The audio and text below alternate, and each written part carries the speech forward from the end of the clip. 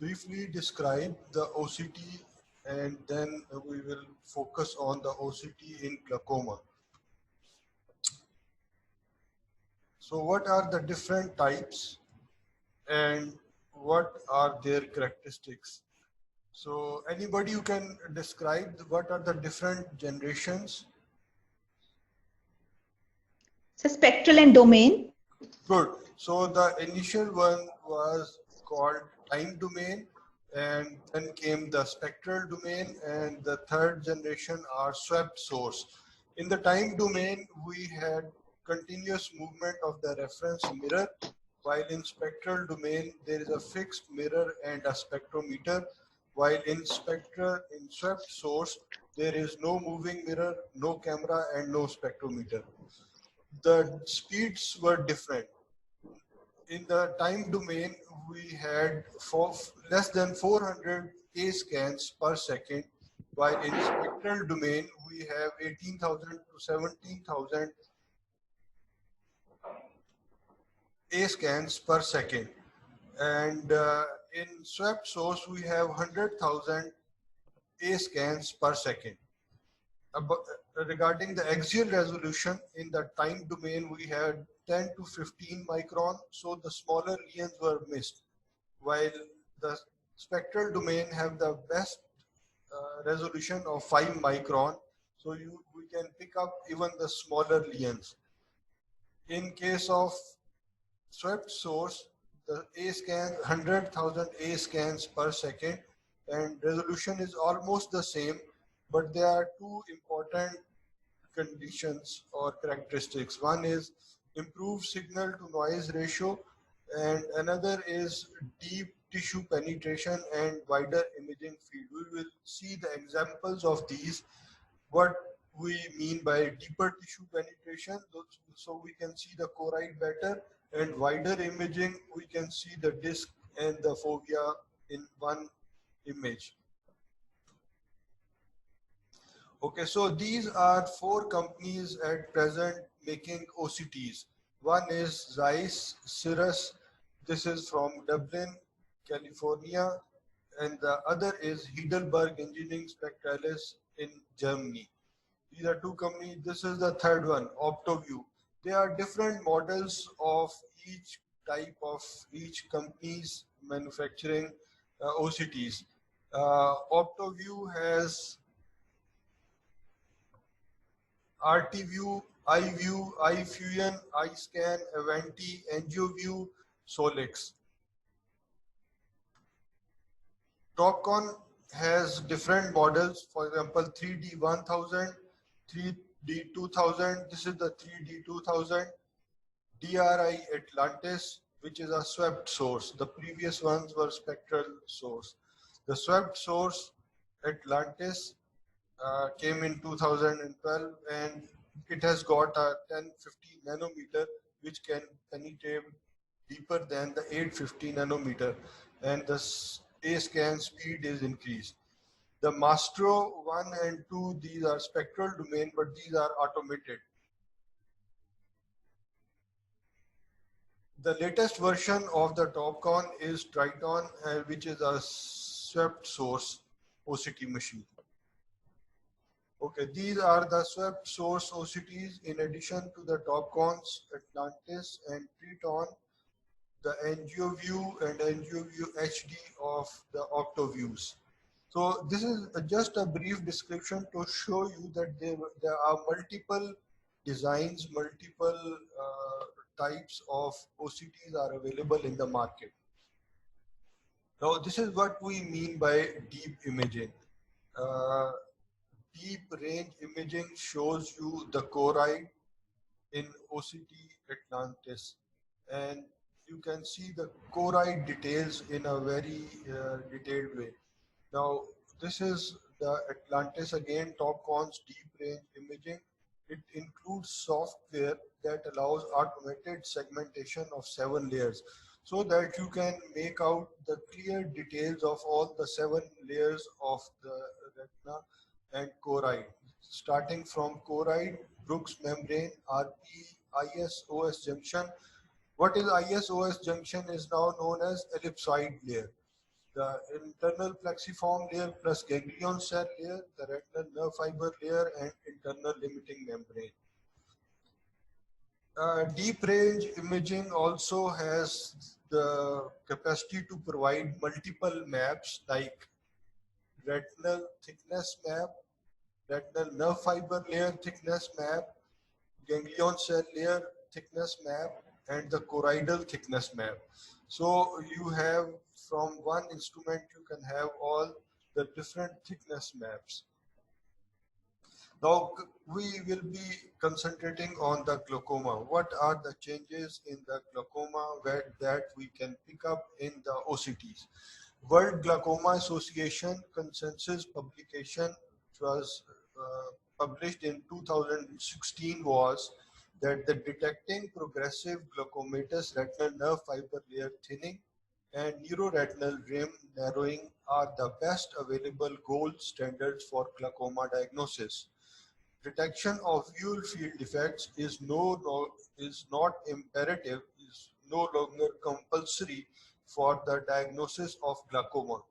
OCT is the best currently available digital imaging technology for detecting structural damage in glaucoma. So when a patient of glaucoma comes to me, the first investigation which I write is not perimetry, but rather OCT of retinal nerve fiber layer and the optic disc. And on the second number, I write visual field. I will show you why this is so. So this is a map and it shows retinal nerve fiber layer thickness and a retinal nerve fiber layer deviation map and of the right eye and of the left eye, and these are the extracted horizontal tomograms, extracted vertical tomograms, neuroretinal rim thickness, and the this is the retinal nerve fiber layer thickness in quadrants. So anybody who can tell me what is the fault in this OCT report? What is the abnormality? Unmute your microphone and answer and then mute again. Okay, any idea what is the problem in this OCT report? What is the disease?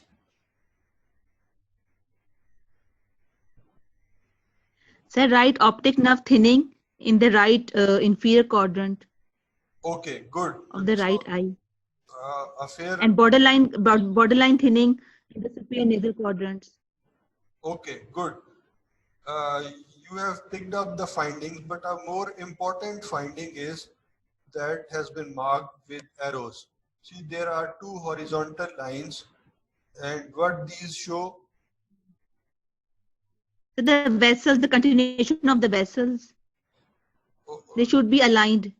Okay, so this is an artifact. This is a motion artifact, and such OCTs should not be considered very accurate. So we will not go into details. Since the artifacts are there, we will discard them. They are not reliable OCTs. So this is a motion artifact. Okay. So what about this one?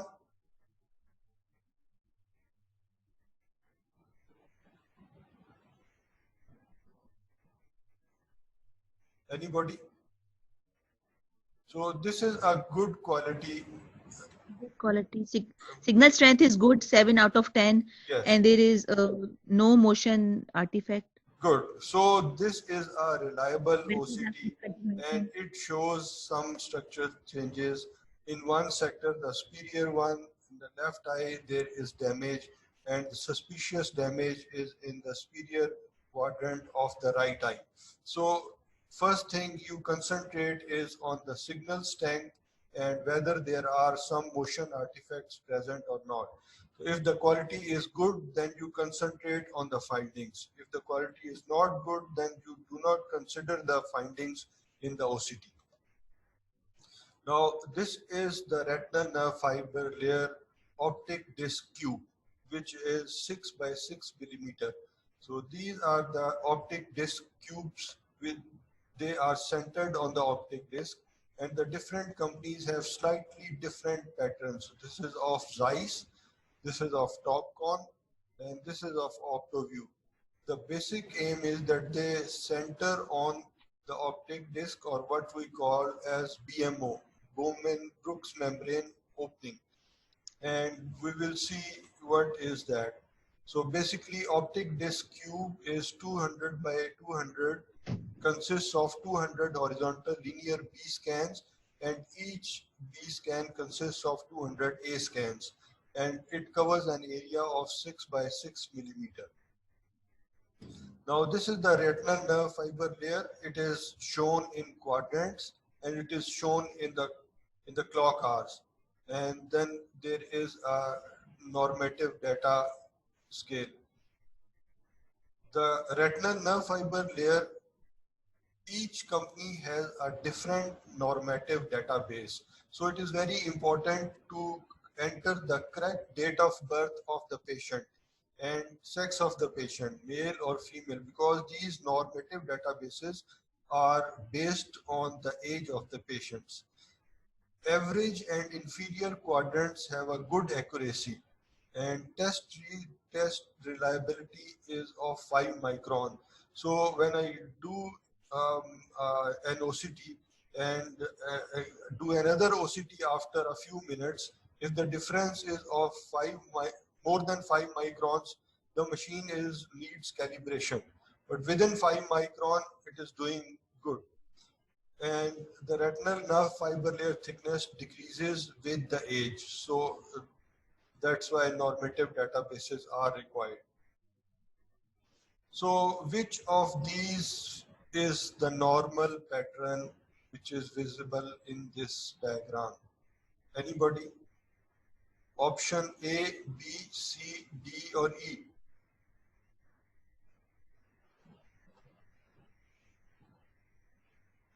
Do you remember what is the pattern here?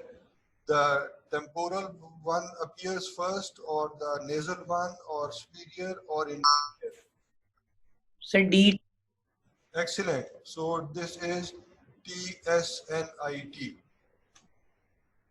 Right. So you have to remember this pattern, that the temporal is the first one, then is the superior, is nasal, inferior, and then temporal. Okay. So, and what do these colors tell us? There are 4 colors: white, green, yellow, and red colors. And they display the progressive thinning of retinal nerve fiber layers. Red means thinnest 1 percentile of the measurement from the normative database, and red is considered to be outside the normal limits. So the damage has been done. While yellow is within thinnest 1 to 5 percentile of the measurement from the normative database, and these are the borderline areas which are considered abnormal. Green is within the middle 90 percentile of the measurement from the normative database, and these are considered within normal limits. While white are beyond the 95 percentile of the measurements from the normative database, and these are higher than normal. Okay, we will see the examples. So this is another OCT report, and can you make out what is this?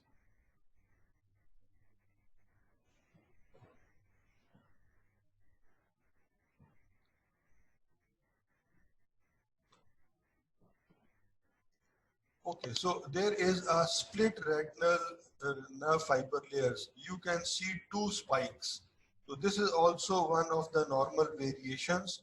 There are 2 humps in the graph, and one may consider that there are 2 peaks and a trough.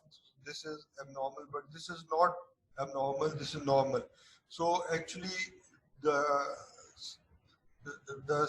bundle is, one is supratemporal and the other is supranasal bundles of retinal nerve fiber layer. They produce 2 peaks.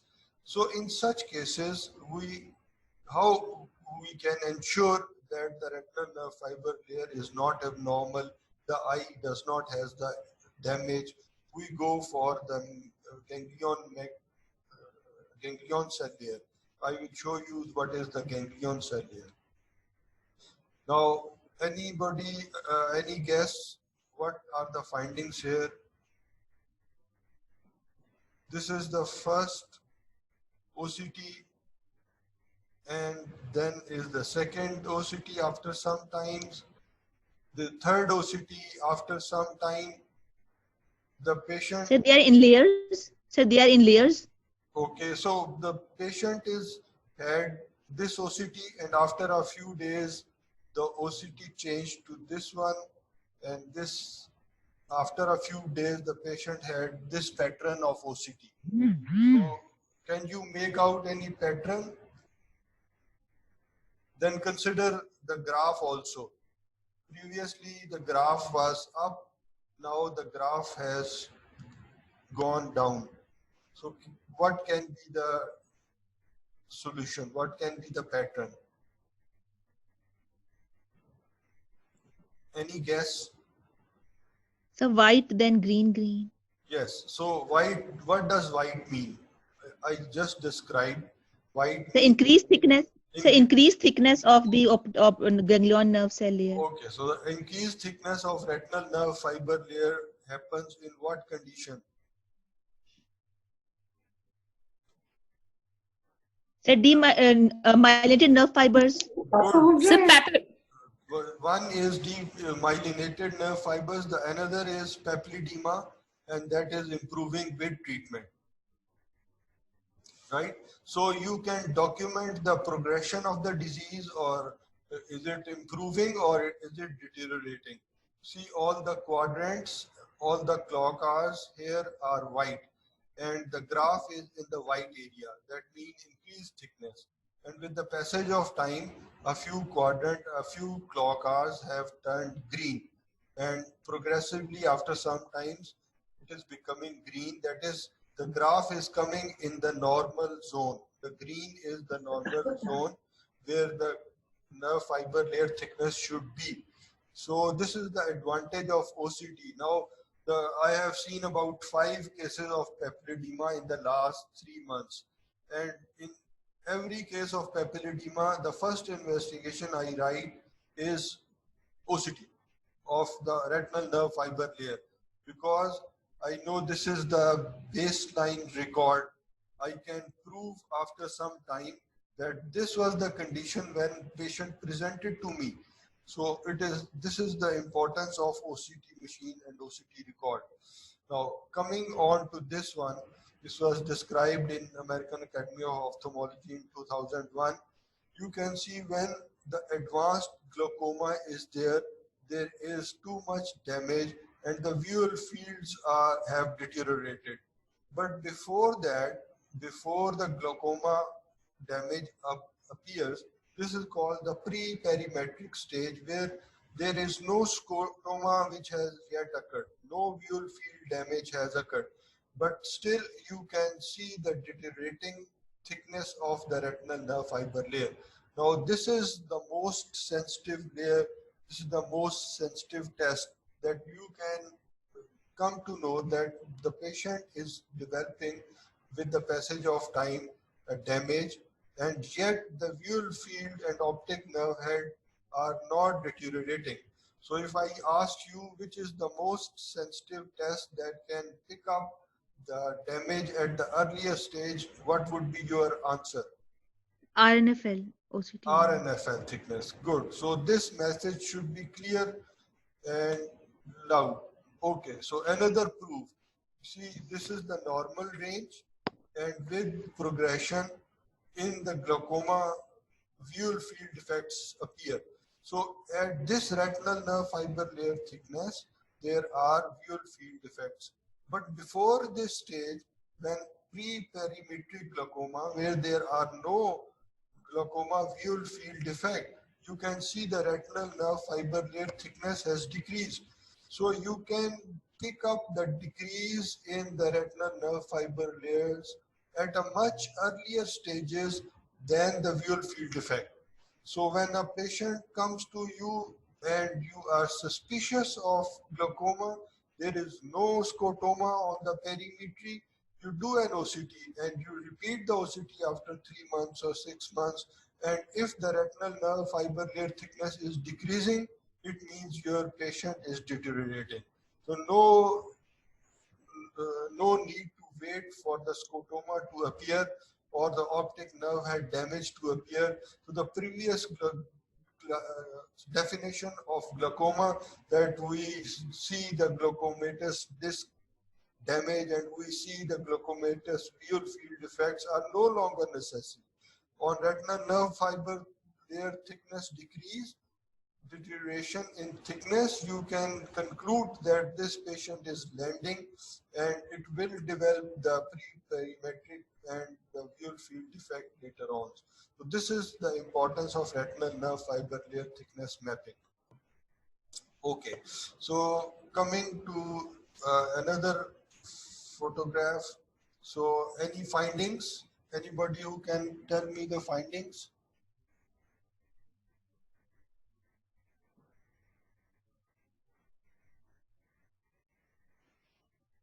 They concentrate on these white areas. So we concluded that white areas means? Over thickness, more thickness. Yes, so the thickness is increased. And what are the conditions in which thickness is increased?